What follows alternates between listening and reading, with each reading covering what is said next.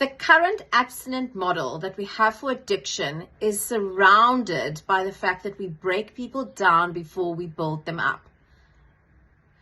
And if you just pause and listen to that, breaking people down before you build them up.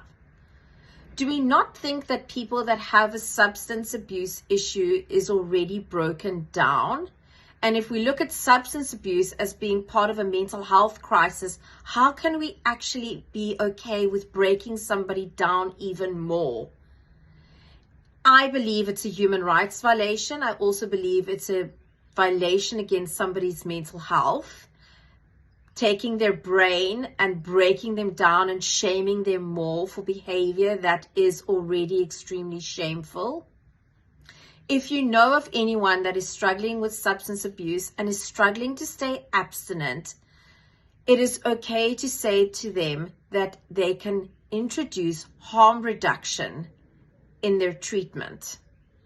So if you're going and looking at abstinence treatment models, ask questions such as, if somebody relapsed, what would happen to them? What does your program consist of?